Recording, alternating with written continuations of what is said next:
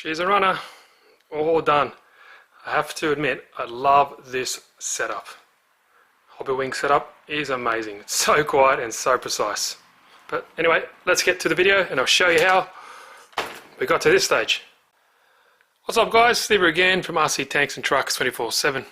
Welcome back to build video number 2, and we're going to be continuing with the transmission and mounting the motor. Now, the motor I'm going to be using for this, you would have seen on the channel. If you haven't, I'll leave a little link up here for a card to check out the video for this. But this is awesome. It's a brushless crawler system, and what's mad about this, the ESC is up top here and the motor's there, so it's all in one system. So it's a 1200 kV 540 size brushless motor. Works so well, and that's the whole package. That's it. So ESC and everything is in that one unit. Works fantastic. Yeah, I got nothing more to say but praise for it. It's so slow. It's like a censored motor. It's unbelievable how slow and precise the movements are for this. So got that going on, and so we need this now because we're going to be attaching like these motor mounts, and we're going to be using a 13 tooth gear. This is what comes with the kit. And we're going to be joining it all here, and it's keyed this motor mount. It tells you if you're using a different style pinion or tooth pinion, you change the location. So you've got a 13 tooth, and it's telling you there for a 13 tooth. So I'll sort that up and I'll show you how it looks. Okay, first thing, you get a little M3 lock nut, and you can see in this front plate it's got a recess for that lock nut. So you just put that in there, and you can get this other one and line it all up and put it together just like that. And then because we're using a 13 tooth, we've got to go through the 13 tooth holes like that, and one here, and attach it to the front of our motor. We've also got to put on the 13 tooth pinion and attach it with a grub screw. Nothing too exciting there. I'll put all that together and I'll show you the end result. Now, to mount this in here, I've never seen this before. You have two different options. So 13 to 15 tooth is this side, so you kind of slide it into that housing and you clock it clockwise, or if you have 19 to 12 tooth pinion, you do anti-clockwise, and you see these particular points on the gearbox housing. I'll show you exactly what I mean. So you got these little tabs on either side just here. Now on the gearbox itself, you have 4 as well. You've got 1, 2, 3, 4. So we want the lower 2 holes. So we want to make sure that we push these 2 kind of ears, one in there and then one up there. Fit them in, slide a little bit, and then we lock it and load it through this screw hole here. And we have a 20 millimeter wrench bolt slotted in there. And if you have some light, you can see the actual hole that you want to be screwing it into through there. And you can always check the mesh, so when you tighten it up, don't need to go too crazy on this, but if you spin here, you should be able to hear the motor turning there, and it feels good. I know it's hard on camera, but if you're experienced in the hobby, you know what a nice mesh feels like or sounds like as well. So, sounds good. Next step, got to be attaching this kind of gear linkage onto our little selector just there, and it also gives us a little indication of the gaps needed. That's it, all done. So gearbox, motor, everything is sorted. Now next step, we got 26, 27, 28, 29, 30, 31. I'm all going to do off camera because all it is making the links. So you got obviously links at the front suspension, links at the rear, and you also got your panhard bar or panhard rod and your steering rod. Now basically these are your links, nice aluminium links, and it's just screwing a long grub screw and the ends into them, and that's all there is. One thing I will point out, in the kit these are plastic, these guys here, but remember in the instruction manual had this bonus part bag. That's what these are. So instead of those plastic pieces, you can replace them with aluminium ones, and that's all it is. So gives you everything you need. Obviously you need to make 2 for the front, 2 for the rear, for the lower and the upper, and it also gives you kind of tells you the direction. So just pay attention to the direction of those ends, the rod ends, and that's basically it. So it's all pretty self-explanatory. I'm not going to bore you, don't want to make it too long, but as you can see, it just tells you what to do. That's it. Alright, I'll get cracking on this and I'll see you at the end. Now I'll just show you on one here. Now this is the upper front link, and you can see it's got these rod ends that aren't just straight, they kind of got a little bit of a kink in them, so you've got to make sure that you're following that direction. And these little ball ends, they just push in. They're very easy, so you just push them in. But you've got to pay attention where the flat end is. So you can see one end has a larger flat piece up top, so it's not the same on each end. So that larger piece has to be specific location, and it tells you very easily here on the instruction manual. So you can see there, it tells you as well when you're putting them in. But that's it. That's what these aluminium ones are for. So that's the bonus parts that you get. So we'll keep going on those. Yeah, happy days. Okay, here we go. Panhard bar, steering rod, and upper and lower links for the front and rear are all done. Just a quick one to pay attention. The upper links are a bit different. The actual rod itself is a bit different. You can see how it's got a ring around the bottom one there. They're for the rear, they're for the lower links. That's same for the front and rear, but the lower links have that particular notch in them, and the uppers don't. That's it. So they're all done. Next step, going onto the shock absorber. Now I'm not going to do this on camera because there's thousands of videos on how to do shocks, but got all the parts ready. Shock bodies themselves are nice aluminium bodied there as well, threaded obviously. Springs, shafts, and all your O-rings and small 22mm E-clips there as well. So there's different ways as well you can have it adjusted. You've got your standard way, which is you fill it up all the way to the top, leave the piston all the way to the top, and then screw the top on, and that'll give you a slower rebound and faster compression. Or if you do it this way, where you put it all the way to the top, leave a little bit of a gap, and then push the piston all the way down, and when it's down, then screw the cap on. That'll give you faster rebound and slower compression. So it depends how you want it. Might just do it the normal way, slower rebound and faster compression, but that's it. So I'm going to get them done off camera, and then sweep, get up to actually installing stuff for the servo and putting the two chassis rails together. What I will show you quickly is you got to make sure they got these spacers and you got these little O-rings. Always make sure, it tells you in the instructions too, just to lube them up a little bit before you install it, because that's gonna, it's just going to go in dry if you don't. So just get some of the shock oil and lube them up and just slide them on.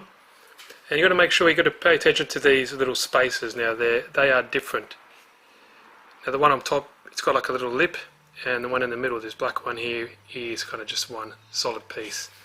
You can see there, it's got like a little step, and the one here, number 4, is just kind of no step, one piece. So just pay attention to that.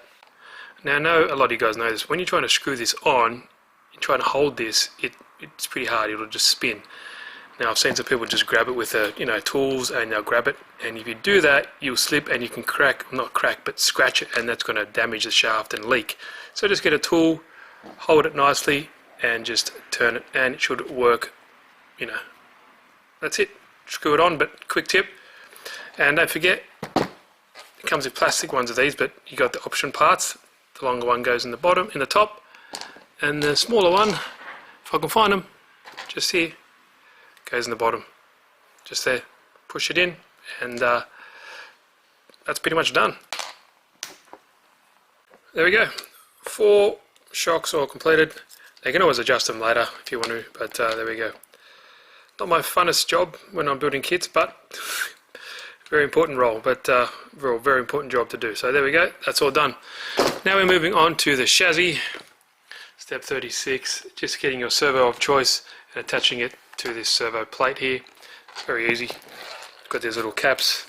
Now it's got a servo horns. It's in all 3 different sizes, 23, 24 and 25 tooths, depending on your spline of your servo. But I just got this JX digital servo, and it came with a metal steering horn, so I've left that. Also, don't forget your ball star that you need to put on there. It includes it. That's a M3 by 5mm, and you've got to cap it off with the M3 nut as well. But that's it. Nothing to it in this one. Put these little caps on top of here and lock down the servo with 4 3x12mm screws. That's all it is. And then we'll be going on to the chassis. So I get the chassis rails ready, got all them, and then we get the parts to join it all together. There we go. Servo's nicely mounted, very sturdy, but that's all it is. Now we've got the components here for the make up the chassis. Got this nice sturdy chassis rail, C-channel, as per any good quality crawler should be. Now this is how it's all going to go together. I've kind of labelled it out. These shock towers are all kind of individual, so you've got like 2, 4, 3 and 1. One's the obvious one that's a bit different, not like the others, but yeah, we'll sort it all out, we'll get it all in. Pay attention to the position of this centre brace, that's where the links are going to attach. Make sure that's the right way, facing the front. It's kind of the longer section here, but it's very easy. You can see by the lug points here. If you spin it around the other way, you can tell that there's 3 holes here, or 1 lug and then another hole. The correct way is like that, 1 hole and a pin or a lug. There we go. That looks good. Really nice. Now it hasn't got all the screws, but that's part of the that's in line with the instructions. That's going to all be continued later on, but there we go. Nice, really nice fitting parts. Everything lines up really well. And next up we have these, well, these form the like the inner mudguards, left and right, and this other piece that's got to go on this side there. Make sure you pay attention to the screws, because there's heaps of different ones. You've got a 8mm, then you have a 10mm, so you know, like I said, it's all clearly labelled, but let's put those on, and that'll be that step. Now start with the left one here. We're going to be requiring one at the front here is M3 3x10mm, and then 2 at the back here is 8mm. 10mm one there. This is going to be securing that center plate all nice and together.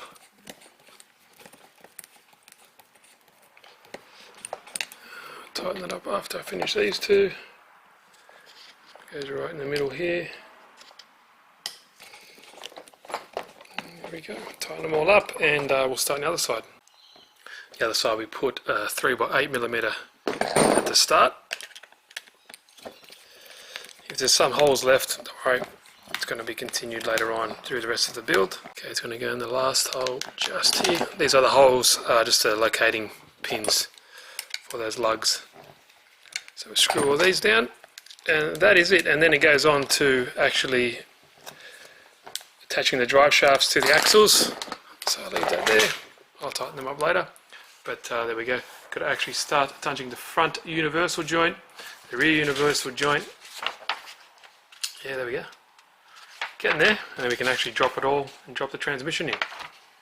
But it's looking sweet. I'll finish this up, and then we'll step 39 is our next target. Okay, chassis is all completed. We're going to be doing step 39, which is the front and rear universal drive shafts. I'll do the front.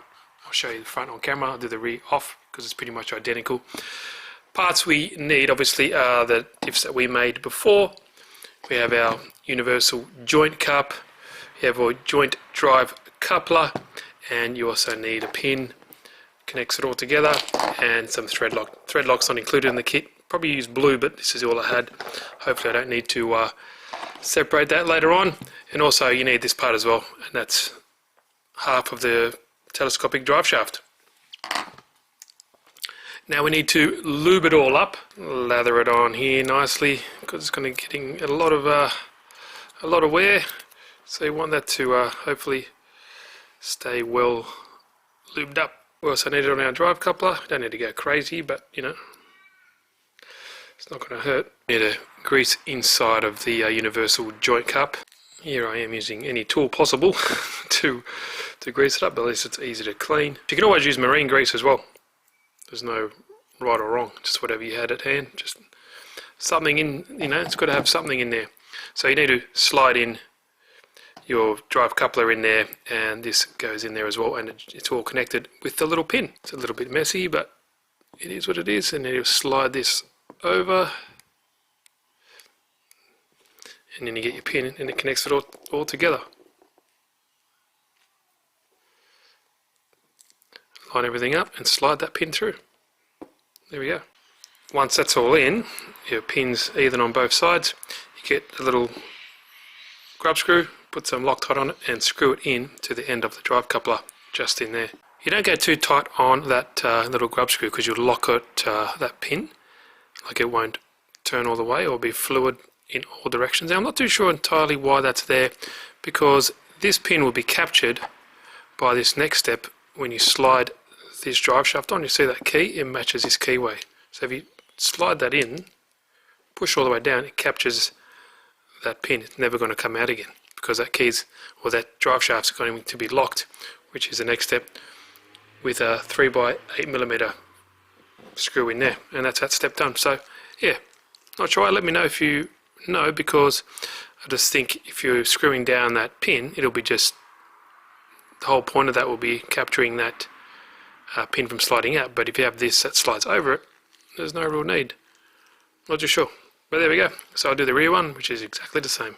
Step 41 is pretty much the same as the previous steps. Instead of attaching it to the actual axles, you're attaching it to the center or the whole motor system that we built before. So I'll do that, put them all together, because it's exactly the same thing. That's how they look, all attached. But there we go. Yeah, it's that grub screw, you just don't do it tight because it'll lock it up. So I guess that's why it just has a bit of red Loctite in there, just to, I guess, as a maybe a precaution.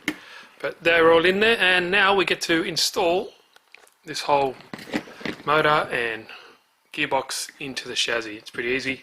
It's got these mounts on the side that are just going to sit in there. So one on each side and two at the bottom there. So two countersunks, as you can see, and two wrench bolts, or these cap heads. I'm going to go into the side here, and that's it. And check out that, how nice and neat that is with all my wires all coming together. Such a nice fit. I like it. I'll put that in there, and that'll be done. It's getting there, isn't it? Looking good. I love the fit and finish though, by the way. Really nice quality. Looking good. Tighten them all down. So 4, 1, 2, 3, and 4 on the side. Also attach the, this was step 43, that's just the bottom of the receiver box. Just there. Keeps it nice and really rigid now. Now, fun part, connecting all the links. So you've got 3 links at the front and 4 link suspension at the back. So just make sure you know which one's which. Lower links for the front are shorter in length than the rear. So, and there's 4 for the rear. Okay, so we need 2 cap head bolts, 25mm, and 1 for the front, and for the rear pretty much similar, but because we have 1 more link, we need 1 extra 20mm. And that's all we need to do. Now you just got to pay attention to the direction of the rod ends. Very important, because you can put them on, then you have to bloody undo it all and put it all back together. But let me get all these in, and it very clearly tells you the front and the rear of the rig as well. So pretty hard to get wrong, but just double check. So we flip it upside down, and that's the mounting point there, as you can see, for the smaller one. And that's what I mean, just pay attention to the direction of these. Okay, it's coming together now. All the links are done. Let's make sure they're all in the right order, in the right direction, all that kind of stuff. Pretty easy to follow. Gone to Liberty and attach the front axle. Look at that. Oh, cool, look at that. Got the telescopic drive shaft in there. People don't know what that is. That's his piece. So you got 3 pieces to one of these drive shafts. Front section, the rear, and the middle. And that just floats in between. That's like a telescope. It expands and contracts type of thing. So I've hooked all these up temporarily, just put the screws in there so it's all held in. They're held in by, 3x15mm. So that single link up there and the 2 bottom links are all the same. Now the panhard bar gets attached later on, but we'll put the rear axle in there now. So same thing, it requires 2 15mm and 1 huge 30mm wrench bolt. Sweet, and then we can put the panhard rod in there, or panhard bar, whatever you want to call it, and then the steering rod. So it's a bit hard to do it on camera, so I had to do it all off, but you get the idea. Now when I was screwing these links in, I'm thinking, wow, what kind of sorcery linkage is for this steering setup, you know? How can I go through this link? I'm thinking, oh, hang on, I installed them the wrong way around. It should be facing forward, as you can see. Simple stuff up, easy to fix, but I'm thinking, wow, that's amazing. So it's got to move them to the front, and that's it. And also changed some screws over to my own, some stainless steel one. My bit was stripping the head out of the current screws, the 15mm ones. I'm not too sure, so I've just got some stainless steel ones. That's why it looks a bit different, but yeah, easy fix. Like I notice it now. I'll install the rear axle, and then we'll put the pan rod bar in, and then we get up to the steering rod. There we go. Front and rear is all locked and loaded. Fixed the steering issue there. Simple, but make sure everything works nice and fluidly. No binding, which it doesn't. Everything sits in there nicely, nice and flat. Really nice design. But that's it. Everything is done. Pan hard bar, steering linkage, everything is all aluminium obviously. Nice and solid. Don't think it's going to break anytime soon. That's what I love about crawlers, you know, you can abuse them and they don't break as much. When you have cars that you can bash around like an X-Max or something, you jump, you normally break things much quicker. But anyway, let's get back onto this now. Time for the inner fenders. So the good thing about this car has inner fenders, stops mud and ingress and all that kind of stuff. So we'll install those. Got your left front, left rear, right front, right rear. So nothing to it. Put all those in. They're all very similar. 2 screws for the front. The rear ones have 2 screws, and they actually use flange nuts as well, but installation is the same. Put 1 screw in the front, 10mm, and the one at the back here is a 12mm. I'll do all these. Nothing to it. Should look nice. There we go. Looking great. Now next up, having these chassis braces. So you got 2, one at the front, and this is the one that goes over the motor, just like that. And you've got the option of installing a little fan to keep it cool. One of these racing ones. I'll probably put that on later on. That's it. Just kind of like that. Just sits over it, pushes the air down, and keeps it cool. Generally, crawlers, you know, don't get too hot, but yeah, I like that idea. I think it's a really cool feature. And at the back, it's just a simple brace that goes in between. They tie in the 2 fenders like that. Simple, held down with 10mm and M3 bolts that just kind of slide in these little recesses in there. Kind of hard to do with one hand, but you get the idea. Just like that, ties it all in. Boom. Something about how this rear brace just sits in is just satisfying. Such a nice fit. Nearly all done, and then we can attach the shocks. Next up, super easy installing the shocks. Very similar for both front and rear. You've got these little spacers, little plastic spacers. They go just before the shock, and you just put them in. So what it says here, the first hole here, you've got 2 holes. So the first one there, and then the one down here. That's all it is. 2 different size screws or bolts. For the front, you've got a 18mm for the top, and for the bottom you use a 12mm. For the rear, you use a 15 for the top, and at the bottom an 18. So just bear that in mind. But yeah, I'll put them in, and then, man, nearly done. And quick one, don't forget to use your option parts that came with the kit. These free aluminium upgrades. Nice. All planted. Obviously we can change the fluids later on, but that's what came stock in the kit, so I built it like that. Next up on the chassis, well, it's nearly done, or the majority of it anyway. You have these rock sliders.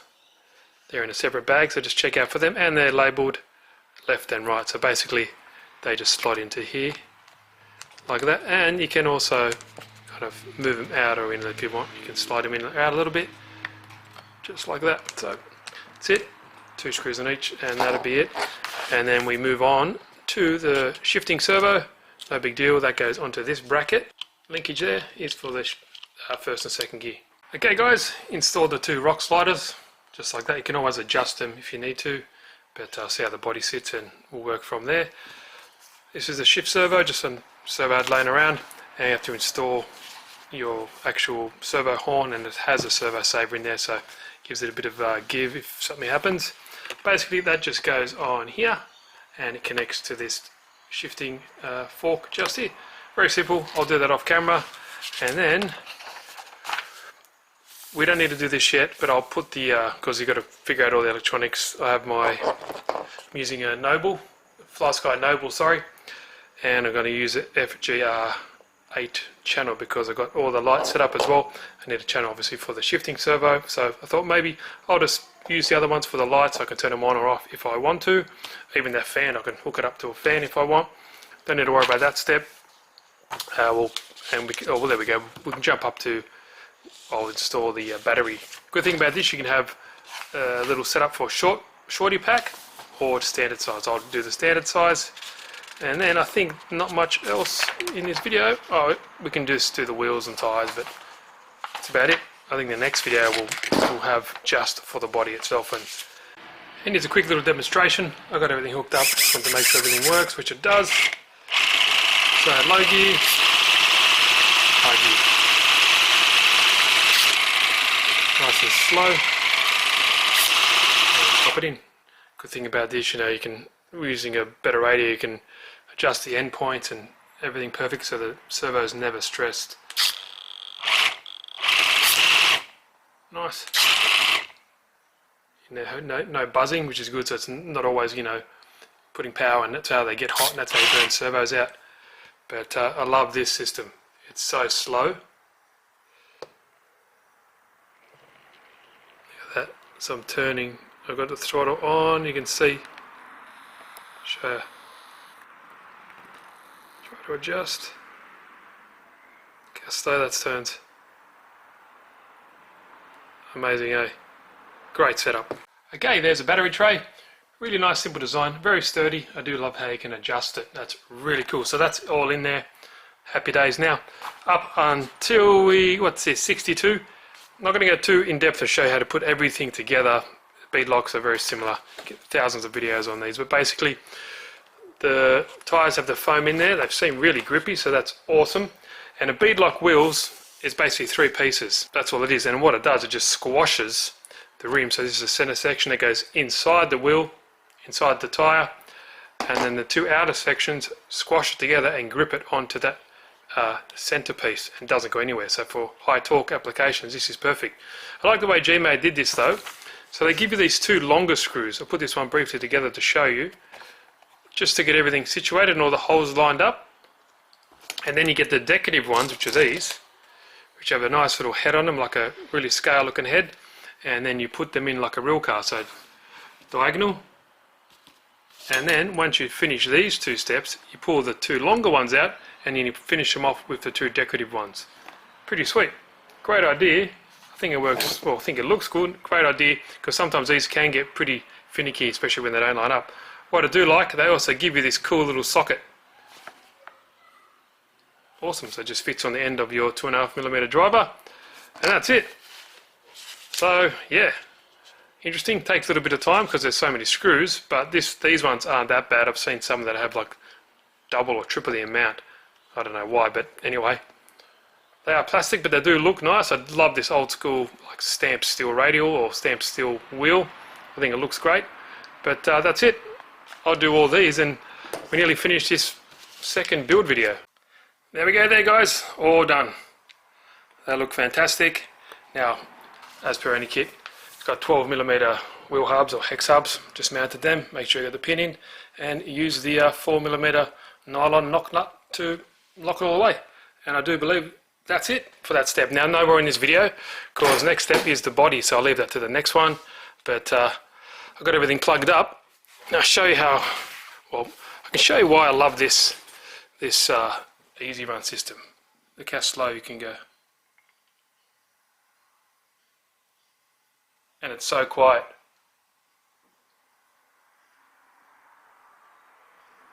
Just look how slow that is.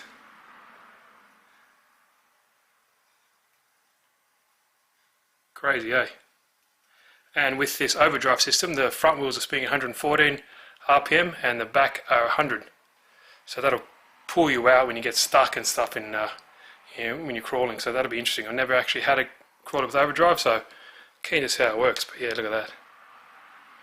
Isn't that cool? Nice. Steering servo's all in there. Just a JX. I think it's 22 kilos, something like that. Plenty enough for this. But easy. Oh, that battery just died. There we go. So I hope you guys liked the video. Give it a thumbs up. Any questions, leave them down below if you're interested. Links for this are in the description. You can go check it out. Really happy with how it is. Quality is fantastic. Fit and finish is spectacular. So yeah, look forward to painting the body. Let me know any suggestions, what colour you like. Cheers guys.